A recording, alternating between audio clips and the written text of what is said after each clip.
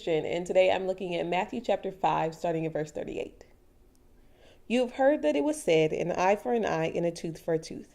But now I tell you, do not take revenge on someone who wrongs you. If anyone slaps you on the right cheek, let him slap your left cheek too. And if someone takes you to court to sue you for your shirt, let him have your coat as well. And if one of the occupation troops forces you to carry his pack 1 mile, carry it 2 miles. When someone asks you for something, give it to him. When someone wants to borrow something, lend it to him. We have all had moments in relationships where you got your heart broken. Someone hurt your feelings. There was a breakup. I think no matter where we are in our life, we've kind of dealt with this in some way, shape, or form. Down to our little munchkins in the playground. Someone's hurt your feelings. Now, what can happen over time is we have what one book calls inner vows, meaning we decide on the inside how we're going to respond from that day forward. Most of the time, it's done subconsciously. You don't even realize it, but you go, because of such and such and such, I'm never going to let somebody hurt me like that again. Or because this relationship went this way, I'm only going to date these kind of people from here on out. And we make choices based on our pain and our hurt, and then our relationships suffer for it later on. Now, there's sometimes in life where you just kind of have to get through. They're what I call band-aids, meaning the pain, the grief, you just don't have the opportunity in that moment to really deal with it. And so you kind of just put a band-aid on it and let it and just get through it. We just got to plow through it, got to deal with this situation, and we'll come back and deal with the pain and the grief later. But what happens is if we don't actually go back and deal with it, what was supposed to be a temporary situation starts to grow roots. What was temporary now starts to become permanent, and it affects all of our relationships that from there going forward. What is a very hard thing to do in relationships as spouses, dating, parents, children, is when you've been hurt, allowing yourself to be hurt again. Now, I'm not saying that you should deal with any kind of physical or emotional abuse over again. If someone has hurt you like that and they're continuing to hurt like that, that's a relationship you need to get out of. And there are people and family members who would happily help you make that walk. But when we are dealing with a struggle or pain and somebody has hurt us, in order to be able to keep ourselves healthy and whole, we actually have to be able to put ourselves back into a place where that might happen again.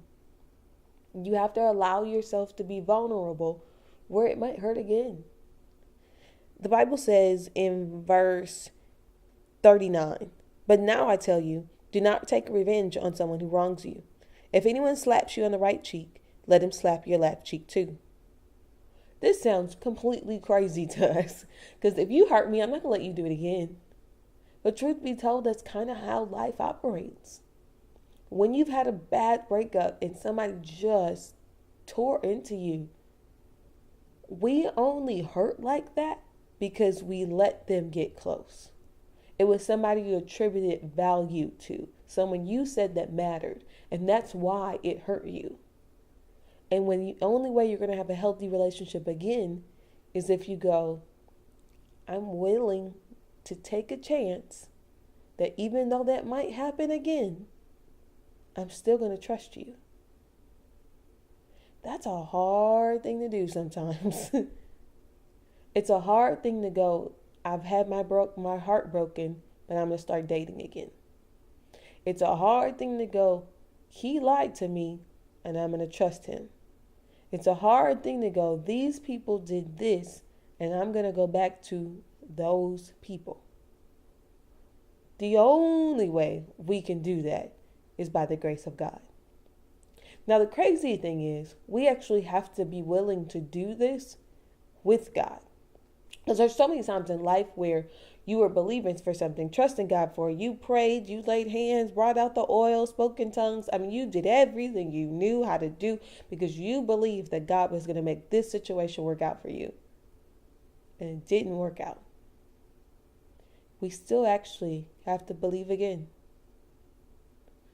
I was disappointed, but God, you are still good, and I still trust you. The more we live with God like that, the easier it is to deal with people like that. We actually have to deal with that with ourselves. For that diet you've started 82 times, for the degree that you went after and you kept failing the same class over and over again. For all those moments in your own life when you went, I can beat this addiction, I can do this, I can do this, I can do this, and you didn't, you've got to go, I'm willing to try again. But by the grace of God, He allows us to be healed and whole in our heart. He allows us to have freedom from the past situations where we can go, I'm going to try again. And He is so great to restore. The Bible says with the locust eaten, He'll restore. The person that broke your heart, you can live past that and have amazing relationships. The situations that you've been trying to deal with over and over and over again, the addiction that you couldn't break, by God's grace, you can do it and still have an amazing life ahead of you. What in your life right now have you, maybe consciously or subconsciously, gone, I'm not going there again? A dream that you let go of, a relationship that you walked away from, maybe a relationship you're deciding not to walk into. Put that in God's hands and let Him help you walk into it again, arms wide open, going, this might hurt me again, but God, I trust you. Love you.